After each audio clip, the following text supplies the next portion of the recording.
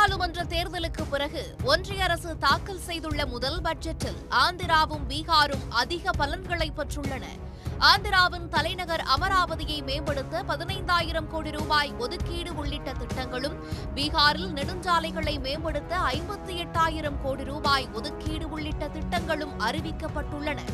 வரும் ஆண்டுகளில் இவ்விரு மாநிலங்களுக்கும் இன்னும் கூடுதல் நிதி ஒதுக்கீடு வழங்கப்படும் என்றும் ஒன்றிய பட்ஜெட்டில் அறிவிக்கப்பட்டுள்ளது. இதனால் ஒன்றிய பட்ஜெட் இந்தியா முழுமைக்குமான பட்ஜெட்டாக இல்லாமல் இரு மாநிலங்களுக்குமான பட்ஜெட்டாக உள்ளது என்றும், இது A to Z பட்ஜெட் அல்ல, A to B பட்ஜெட் என்றும் விமர்சனங்கள் எழுந்துள்ளன. கூட்டணி ஆட்சியை தக்க வைத்துக் கொள்வதற்கான பட்ஜெட் என காங்கிரஸ் உள்ளிட்ட எதிர்க்கட்சிகளும் குற்றம் சாட்டியுள்ளன. I present the budget for 24-25. Our government has made concerted efforts to fulfill the commitments in Andhra Pradesh Reorganization Act. We will facilitate special financial support through multilateral development agencies. In the current financial year, 15,000 crore rupees will be arranged with additional amounts in future years for the all-round development of the eastern region of the country, covering Bihar, Jharkhand, West Bengal, Odisha and Andhra Pradesh. ஒன்றிய பாஜக ஆட்சியை தாங்கி பிடிக்கிற மாநிலங்களை தவிர மற்ற எல்லா மாநிலங்களையும் நிதியமைச்சர் மறந்துட்டார். தமிழ்நாடு என்ற சொல்ல நிதிநிலை அறிக்கையில் இல்லை. हमें उसकी भी कोई नाराजगी नहीं है, ये तो पैकेज की बात है. कल किसी और को हो सकता है बिहार और आंध्रा के लिए बड़ा पैकेज लेकर के आए. जब तक किसान और नौजवानों के पक्की नौकरी का इंतजाम नहीं होगा तब तक कोई बड़ा लाभ नहीं पहुंचेगा जनता को. Bihar and Andhra Pradesh have got special financial package. We are not against it, but what about other states? वित्त मंत्री का ये बजट बहुत ही निराशाजनक था, क्योंकि ये पूरा बजट सरकार की कमजोरी और अस्थिरता का उदाहरण था. पूरा बजट मानो दो प्रदेशों को और दो विशेष राजनीतिक दल को तवज्जो दे रहा था, क्योंकि सरकार को कहीं ना कहीं अपनी कुर्सी बचानी है. இந்த பட்ஜெட்டில் இருக்கிற முக்கால்வாசி ஸ்கீம் வந்து ரெண்டே மாநிலம் ஆந்திராவுக்கும் பீகாருக்கும்னே கொடுக்கப்பட்டிருக்குது. நம்மளுக்கு தெரியும், இந்த அரசாங்கம் நீடிக்கணும்னா சந்திரபாபு நாயுடுவும் நிதிஷ்குமார் தயவில் தான் இந்த அரசாங்கம் நடக்கணும். ஒரு நடக்கிறதுக்கு ரெண்டு குச்சி தேவைப்படுது. ஒன்று வந்து JDU, இன்னொன்று வந்து தெலுங்கு தேசம். அவங்களுக்கு நீங்கள் பணம் கொடுத்துருக்கீங்க. இதை தவிர வேறு என்ன பண்ணியிருக்கீங்க இந்த பட்ஜெட்டில்? பொதுவாக ஆங்கிலத்தில் எல்லா அம்சங்களையும் கவர் பண்ணி ஒரு செயல் நம்ம செய்கிறோம் அப்படின்னு சொன்னால் அதுக்கு என்ன சொல்லுவாங்க, A to Z எல்லாத்தையும் நம்ம கவர் பண்ணியிருக்கிறோம் அப்படின்னு சொல்லுவாங்க. ஆனால் இன்றைக்கி நிர்மலா சீதாராமன் கொண்டு வந்திருக்கிற பட்ஜெட் பார்த்திங்கன்னா அது A to Z கவர் பண்ணல, A to B மட்டும்தான் கவர் பண்ணியிருக்கிறாங்க. இங்கே A stands for Andhra Pradesh and B stands for Bihar. ஒன்றிய பட்ஜெட்டில் ஆந்திராவுக்கும் பீகாருக்கும் அளவுக்கு அதிகமான முக்கியத்துவம் அளிக்கப்பட்டுள்ளதால் சந்திரபாபு நாயுடு மற்றும் நிதிஷ்குமார் ஆகியோர் தங்களை கிங் மேக்கர்களாக நிலைநிறுத்திக் கொண்டதாகவும் கூறப்படுகிறது. மூன்றாவது முறையாக மோடி பிரதமராவதற்கு முன்பே முக்கிய இலாக்காக்களை இருவரும் வலியுறுத்தி பெற்ற நிலையில் ஒன்றிய பட்ஜெட்டிலும் தங்களுக்கு தேவையானவற்றை சாதித்து காட்டியுள்ளனர். இந்நிலையில் 2024 நாடாளுமன்ற தேர்தலுக்கு பிறகு சந்திரபாபு நாயுடு மற்றும் நிதிஷ்குமார் கிங் மேக்கர்களாக உருவெடுத்தது எப்படி, இருவரின் அரசியல் பின்புலம் என்ன என்பது குறித்து இப்போது விரிவாக பார்க்கலாம். நாடாளுமன்ற தேர்தலில் பாஜகவுக்கு 240 தொகுதிகள் மட்டுமே கிடைத்துள்ள நிலையில் சந்திரபாபு நாயுடுவின் தெலுங்கு தேச கட்சி தேசிய ஜனநாயக கூட்டணியில் 16 MPக்களுடன் இரண்டாவது பெரிய கட்சியாக உருவெடுத்துள்ளது. ஒன்றுபட்ட ஆந்திராவின் தெய்வ மகனாக கருதப்படும் NT ராமாராவ் 1982ஆம் ஆண்டு தொடங்கிய கட்சிதான் தெலுங்கு தேசம். 1970களில் காங்கிரஸ் கட்சியில் இணைந்த சந்திரபாபு நாயுடு அக்கட்சியின் MLAவாகவும் மாநில அமைச்சராகவும் பணியாற்றியுள்ளார். இந்நிலையில் 1982ஆம் ஆண்டு தனது மாமனாரான NT ராமாராவின் தெலுங்கு தேச கட்சியில் தன்னை இணைத்துக் கொண்டார். 1984 தெலுங்கு தேச கட்சியின் பொதுச் செயலாளராகவும் உயர்ந்தார். இந்நிலையில் என்.டி. ராமாராவ் ஆட்சி கவிழ்க்கப்பட்டதை அடுத்து தெலுங்கு தேச கட்சிக்குள் உட்கட்சி மோதல் வெடித்தது. என்.டி. ராமாராவின் இரண்டாவது மனைவியான லட்சுமி பார்வதிக்கும் என்டிஆரின் மருமகனான சந்திரபாபு நாயுடுவுக்கும் இடையே ஏற்பட்ட மோதலில் கட்சியினரின் பெரும்பான்மை ஆதரவை பெற்று தெலுங்கு தேசத்தின் தலைவரானார் சந்திரபாபு நாயுடு. 1995 முதல் 2004 வரை ஆந்திராவின் முதலமைச்சராக இருமுறை தேர்ந்தெடுக்கப்பட்ட சந்திரபாபு நாயுடு உலக வங்கி ஆதரவுடன் ஏராளமான வெளிநாட்டு முதலீடுகளை ஆந்திராவை நோக்கி ஈர்த்தார். இதனால் ஆத்திரமடைந்த நக்சலைட்டுகள் 2003ஆம் ஆண்டு திருப்பதி திருமலைக்கு சென்ற சந்திரபாபு நாயுடுவை குறிவைத்து நடத்திய கன்னிவெடி தாக்குதலில் படுகாயங்களுடன் உயிர் தப்பினார். 1996 நாடாளுமன்ற தேர்தலில் எந்த கட்சிக்கும் பெரும்பான்மை கிடைக்காத நிலையில் தனிப்பெரும் கட்சி என்ற அடிப்படையில் பிரதமராக பதவியேற்ற வாஜ்பாய் தலைமையிலான பாஜக அரசு 13 நாட்களிலேயே கவிழ தேசிய அளவில் ஐக்கிய முன்னணி உருவானது. இந்த சூழலில்தான் சந்திரபாபு நாயுடு தேசிய அரசியலில் தனது கவனத்தை திருப்பினார். மாநில கட்சிகளை உள்ளடக்கி உருவான ஐக்கிய முன்னணியின் ஒருங்கிணைப்பாளராக இருந்து வழிநடத்தினார் சந்திரபாபு நாயுடு. இதன் மூலம் 1996 முதல் தேசிய அரசியலில் செல்வாக்கு செலுத்துபவராக சந்திரபாபு நாயுடு உயர்ந்தார். ஐக்கிய முன்னணி ஆட்சியில் H.D. தேவகவுடா மற்றும் I.K. குஜ்ரால் ஆகியோர் பிரதமர்களாக பதவி வகித்தனர். 1998 ஐக்கிய முன்னணி அரசு கவிழ அப்போது நடைபெற்ற நாடாளுமன்ற தேர்தலில் பாஜக தலைமையிலான தேசிய ஜனநாயக கூட்டணி வெற்றி பெற்று முதன்முறையாக ஆட்சி அமைத்தது. தேர்தலுக்கு பிறகு தேசிய ஜனநாயக கூட்டணி ஆட்சி அமைக்க உதவினார் சந்திரபாபு நாயுடு. ஆனாலும் அப்போது வாஜ்பாய் தலைமையிலான ஒன்றிய அமைச்சரவையில் தெலுங்கு தேச கட்சி பங்கேற்கவில்லை. தமிழ்நாடு முன்னாள் முதலமைச்சர் ஜெயலலிதாவின் நெருக்கடிகளால் வாஜ்பாய் தலைமையிலான அரசு 13 மாதங்களில் கவிழ்ந்தது. 13 மாதங்களில் இன்றுதான் நிம்மதியாக உறங்கப் போகிறேன் என்று வாஜ்பாயே கூறும் அளவுக்கு அதிமுக பாஜக கூட்டணி உறவு இருந்தது. 1999 நாடாளுமன்ற தேர்தலில் தேசிய ஜனநாயக கூட்டணியை ஆதரித்த சந்திரபாபு நாயுடுவின் தெலுங்கு தேசம் ஆந்திராவின் 29 மக்களவை தொகுதிகளிலும் வென்று தேசிய அளவில் முக்கிய கட்சியாக உருவெடுத்தது. தேசிய அளவிலும் தேசிய ஜனநாயக கூட்டணி மிகப்பெரிய வெற்றி பெற்று ஆட்சி அமைத்தது. வாஜ்பாய் மீண்டும் பிரதமரானார். தேசிய ஜனநாயக கூட்டணி உருவாக்கப்பட்டது முதலே கூட்டணியின் ஒருங்கிணைப்பாளராக செயல்பட்டு வந்த ஜார்ஜ் பெர்னாண்டஸ் 2008ஆம் ஆண்டு அப்பதவியிலிருந்து விலகினார். இதனையடுத்து தேசிய ஜனநாயக கூட்டணியின் ஒருங்கிணைப்பாளரானார் ஐக்கிய ஜனதா தள கட்சியின் மூத்த தலைவர் சரத் யாதவ்.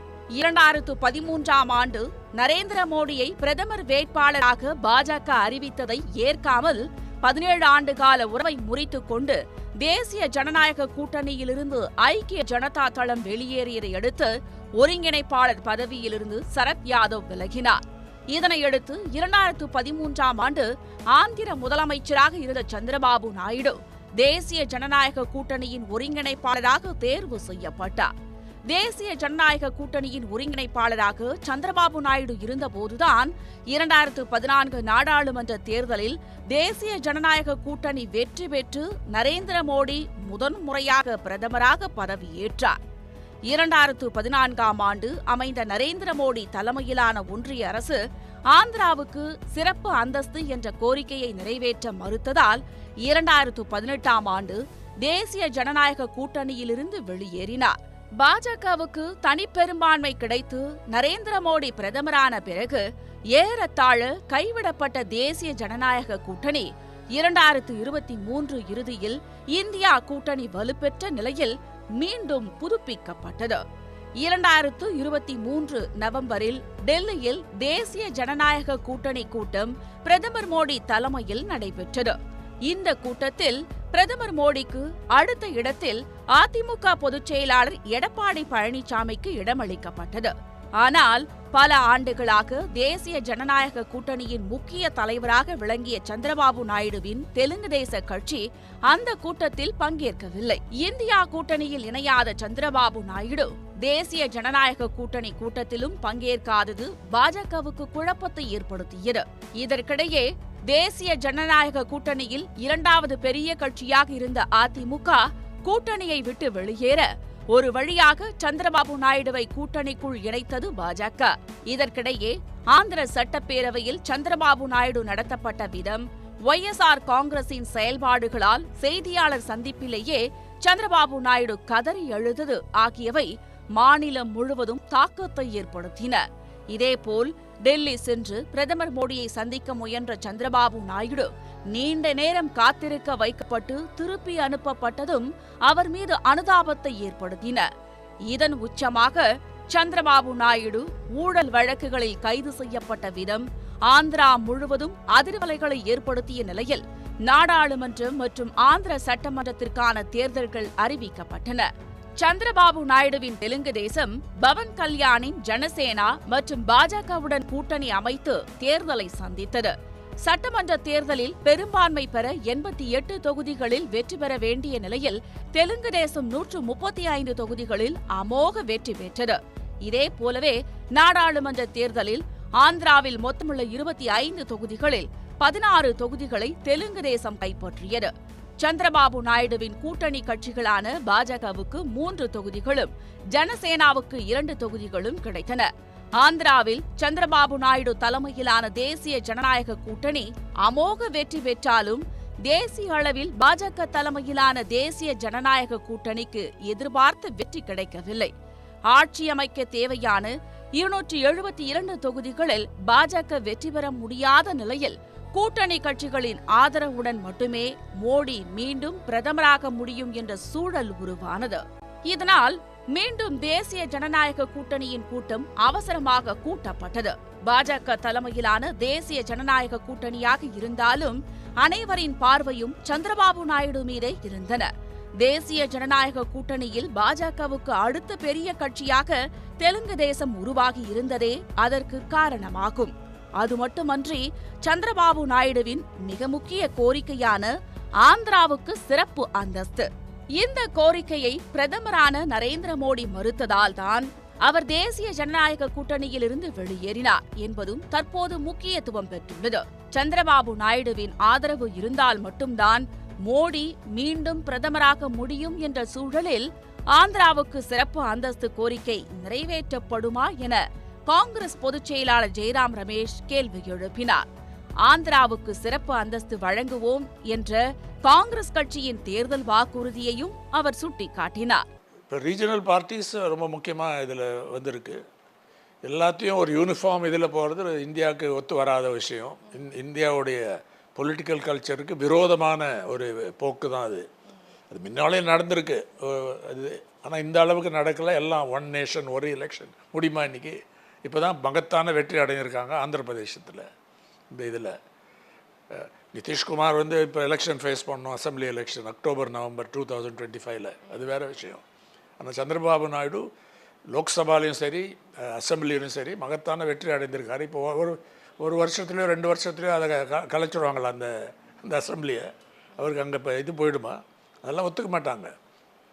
அதனால் அதுக்கு ஒரு நல்ல அடி கிடைச்ச ஒரு செட்பேக், ஒரு பெரிய செட்பேக். இதற்கிடையே டெல்லியில் நடைபெற்ற தேசிய ஜனநாயக கூட்டணி கூட்டத்தில் மோடிக்கு அடுத்த இடத்தில் சந்திரபாபு நாயுடு அமர வைக்கப்பட்டார். தேசிய ஜனநாயக கூட்டணியில் தொடர்வதாக சந்திரபாபு நாயுடுவும் உறுதி செய்துள்ளார். அதே நேரத்தில் ஒன்றிய அமைச்சரவையில் முக்கியத்துவம் வாய்ந்த 4 கேபினெட் பதவிகளையும் 4 இணை அமைச்சர் பதவிகளையும் சந்திரபாபு நாயுடு கேட்பதாக தகவல் வெளியாகியுள்ளது. அதேபோல அதிகாரம் பொருந்திய மக்களவை சபாநாயகர் பதவியையும் சந்திரபாபு நாயுடு கேட்பதாக கூறப்படுகிறது. இதனால் பாஜகவுக்கு பெரும் நெருக்கடி ஏற்பட்டுள்ளது. அது மட்டுமன்றி தேர்தல் பிரச்சாரத்தில் மோடி தீவிரமாக எதிர்த்த இஸ்லாமியர்களுக்கான இடஒதுக்கீட்டை அதே தீவிரத்தோடு ஆதரிக்கக்கூடியவராகவும் சந்திரபாபு நாயுடு உள்ளார். மேலும் மாநிலங்களுக்கான சுயாட்சி கோரிக்கையையும் சந்திரபாபு நாயுடு வலியுறுத்துவார் என எதிர்பார்க்கப்படுகிறது. பாஜகவின் பிரதான முழக்கங்களான ஒரே நாடு ஒரே தேர்தல், பொது சிவில் சட்டம், குடியுரிமை திருத்தச் சட்டம் அமலாக்கம் போன்றவற்றை சந்திரபாபு நாயுடு அனுமதிக்க மாட்டார் என்றும் அரசியல் விமர்சகர்கள் கூறுகின்றனர். இதனால் அடுத்த 5 ஆண்டுகளுக்கு மோடி பிரதமராக இருந்தாலும் ஒன்றிய அரசின் முழு கட்டுப்பாடு சந்திரபாபு நாயுடுவின் கைகளிலேயே இருக்கும் என்றும் எதிர்பார்க்கப்படுகிறது. சந்திரபாபு நாயுடு ஒரு துணை பிரதமர் பதவியை வாங்கி இந்த இந்திய நாட்டினுடைய உள்துறை அமைச்சராக நம்பர் 2 இந்த இடத்திலே அமர்வார் என்று சொன்னால் தென் மாநிலங்களுக்கு ஒரு இந்திய அரசாங்கத்தோடு ஒரு பிணைப்பும் இணைப்பும் ஏற்படும். இப்பொழுது தென்னிந்தியாவில் இருக்கின்ற 4-5 மாநில முதலமைச்சர்கள் யாருமே பாஜகவை சார்ந்தவர்கள் அல்ல. அந்த இடத்திலே சந்திரபாபு நாயுடு துணை பிரதமராக இருப்பார் என்று சொன்னால் ஹிந்தி பேசாத தென் மாநிலங்களுடைய உரிமைகளை பாதுகாப்பார். நிதி ஒதுக்கீட்டிலே நம்முடைய பங்கு என்ன என்று கேட்பார். தென் மாநிலத்தை சார்ந்த முதலமைச்சர்கள் அங்கே உறவாடுவதற்கான ஒரு உறவு பாலமாக இருப்பார். விஷயம் தெரிந்தவர், அரசாங்கம் நடக்கின்ற சூட்சுமங்களை அறிந்தவர், மோடியை எதிரே உட்கார்ந்து கேள்வி கேட்பதற்கான அரசியல் தகுதிகள் அத்தனையும் பெற்றவர். சந்திரபாபு நாயுடுவை போலவே தேசிய ஜனநாயக கூட்டணியின் மற்றொரு முக்கிய முகமாக மாறியுள்ளார் பீகார் முதலமைச்சர் நிதிஷ்குமார்.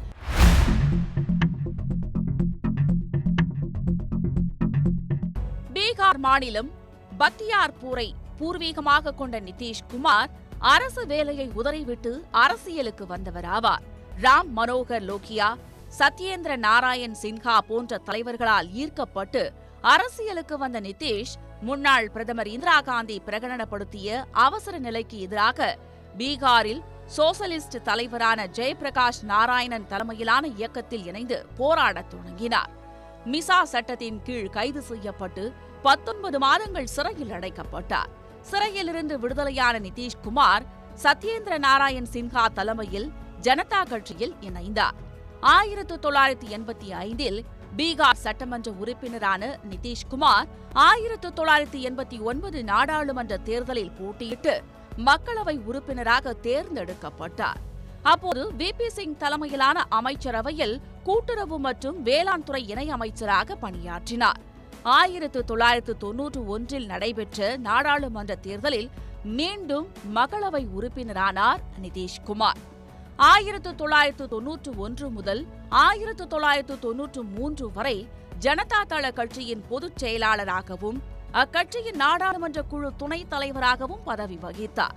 1994ஆம் ஆண்டு ஜனதா தள கட்சியிலிருந்து வெளியேறிய நிதிஷ்குமார் முன்னாள் ஒன்றிய அமைச்சர் ஜார்ஜ் பெர்னாண்டஸுடன் இணைந்து சமதா கட்சியை தொடங்கினார். 1996 மற்றும் 1998 நாடாளுமன்ற தேர்தல்களில் மீண்டும் வெற்றி பெற்ற நிதிஷ்குமார் 1998ஆம் ஆண்டு வாஜ்பாய் தலைமையில் அமைந்த ஒன்றிய அமைச்சரவையில் ரயில்வே அமைச்சராக பதவியேற்றார்.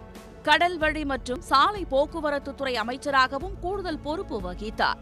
இந்த காலகட்டம்தான் பாஜகவுக்கும் நிதிஷ்குமாருக்குமான உறவின் தொடக்கமாகும். அப்போது வாஜ்பாய், அத்வானி தொடங்கி இப்போது மோடி, அமித்ஷா வரை பாஜக உயர்மட்ட தலைவர்களுடன் அரசியலுக்கு அப்பாற்பட்டு நல்லுறவை பேணி வருகிறார் நிதிஷ்குமார். 1999 நாடாளுமன்ற தேர்தலில் வெற்றி பெற்று மீண்டும் வாஜ்பாய் தலைமையிலான அமைச்சரவையில் இடம் பிடித்தார். இதற்கிடையே 2000ஆம் ஆண்டு நடைபெற்ற பீகார் சட்டமன்ற தேர்தலில் எந்த கட்சிக்கும் பெரும்பான்மை கிடைக்காத நிலை உருவானது. லாலுவின் ராஷ்டிரிய ஜனதா தளம் தனிப்பெரும் கட்சியாக உருவெடுத்திருந்த போதும் ஒன்றியத்தில் ஆட்சி பொறுப்பில் இருந்த பாஜகவுடன் கூட்டணி அமைத்திருந்த சமதா கட்சியைச் சேர்ந்த நிதிஷ்குமார் முதன்முறையாக பீகார் மாநிலத்தின் முதலமைச்சராக பதவியேற்றார். ஆனால் சட்டமன்றத்தில் பெரும்பான்மையை நிரூபிக்க முடியாமல் 7 நாட்களில் முதலமைச்சர் பதவியை விட்டு விலகினார் நிதிஷ்குமார். பீகார் முதலமைச்சராக தொடர முடியாத நிலையில் மீண்டும் ஒன்றிய அமைச்சரவையில் இணைந்தார் நிதிஷ்குமார்.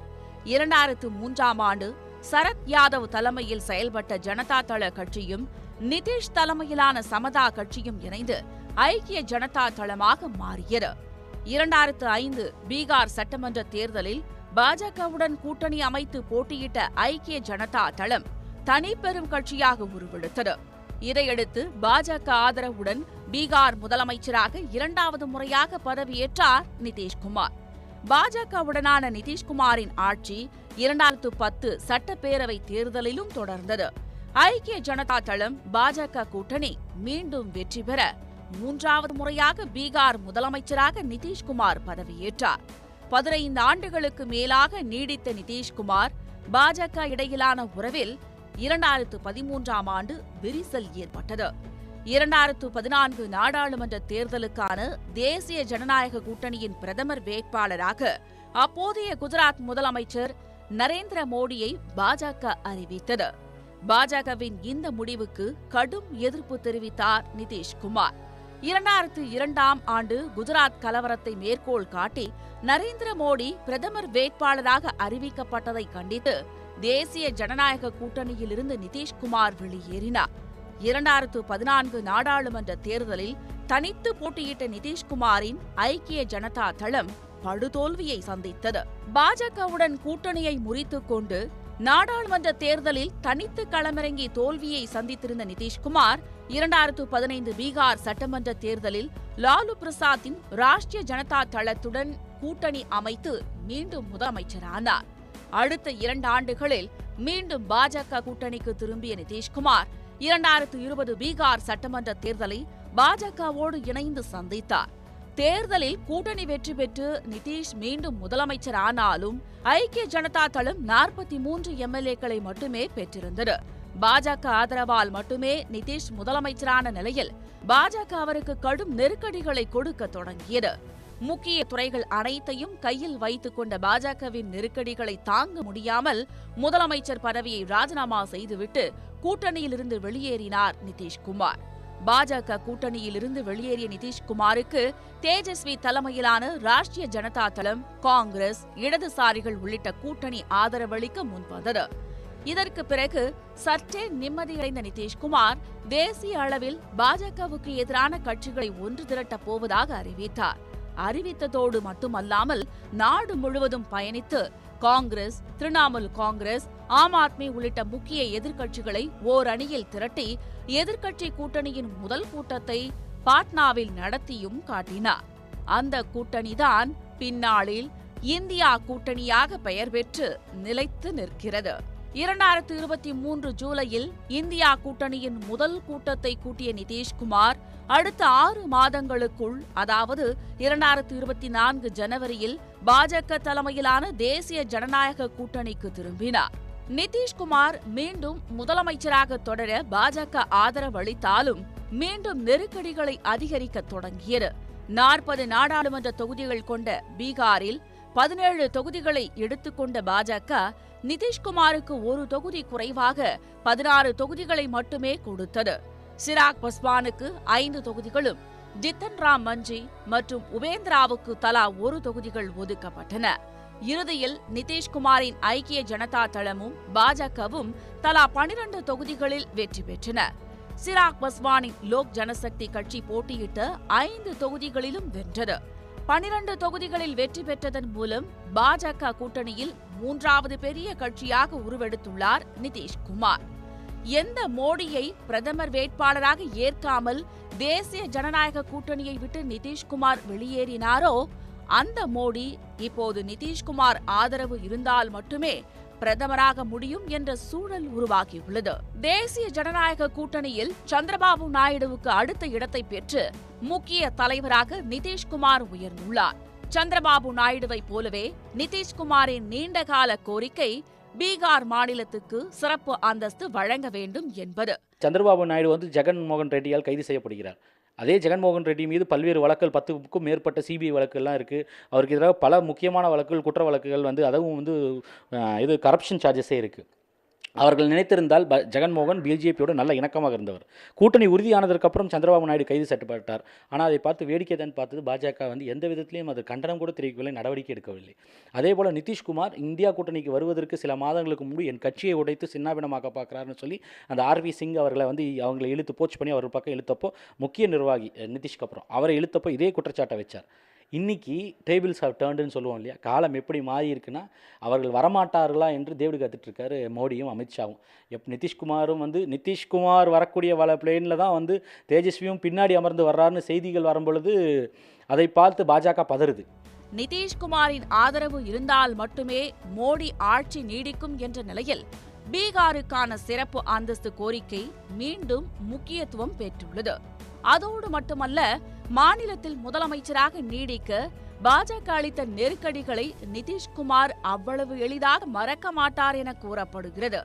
அவற்றை மனதில் வைத்து ஒன்றிய பாஜக அரசுக்கு கூடுதல் நெருக்கடிகளை அவர் ஏற்படுத்துவார் என்றே எதிர்பார்க்கப்படுகிறது. மோடி மீண்டும் பிரதமராக நிதிஷ்குமார் ஆதரவு தெரிவித்துவிட்ட போதிலும் ஒன்றிய அமைச்சரவையில் ஐக்கிய ஜனதா தளத்திற்கு ரயில்வே உள்ளிட்ட முக்கிய துறைகளை கேட்டு நெருக்கடி கொடுப்பதாக தகவல்கள் வெளியாகியுள்ளன. தெலுங்கு தேசத்தைப் போலவே தங்களுக்கும் முக்கியத்துவம் வாய்ந்த 3 கேபினெட் பதவிகளையும் 3 இணையமைச்சர் பதவிகளையும் அவர் வலியுறுத்துவதாக தகவல்கள் வெளியாகியுள்ளன.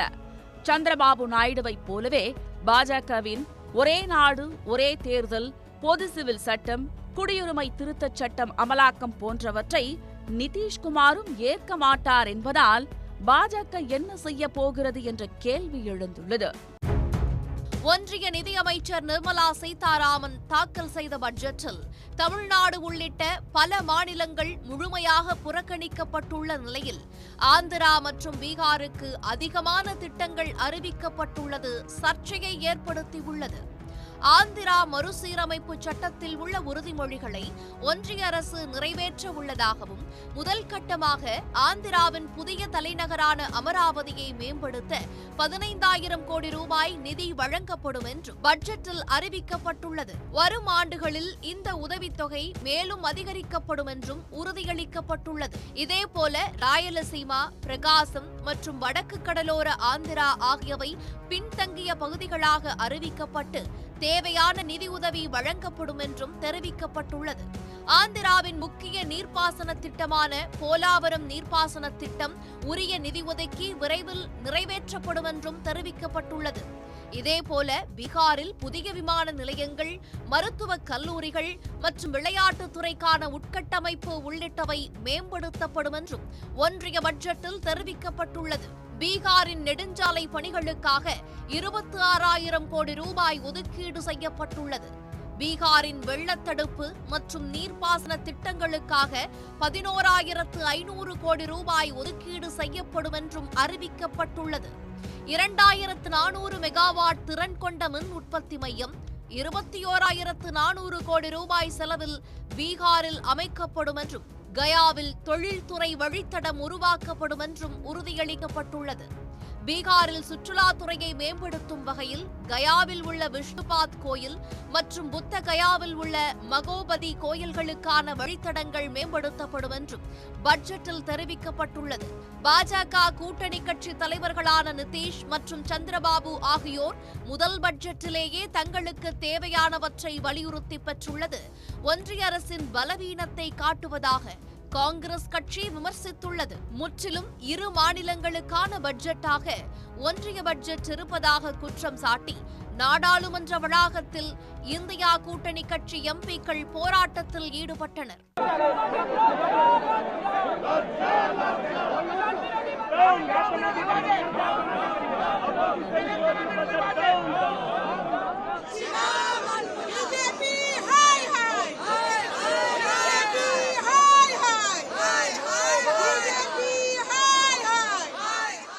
முன்னதாக பட்ஜெட்டில் தமிழ்நாடு புறக்கணிக்கப்பட்டதை கண்டித்து திமுக மற்றும் கூட்டணி கட்சி எம்பிக்கள் தனியாக போராட்டம் நடத்தினர்.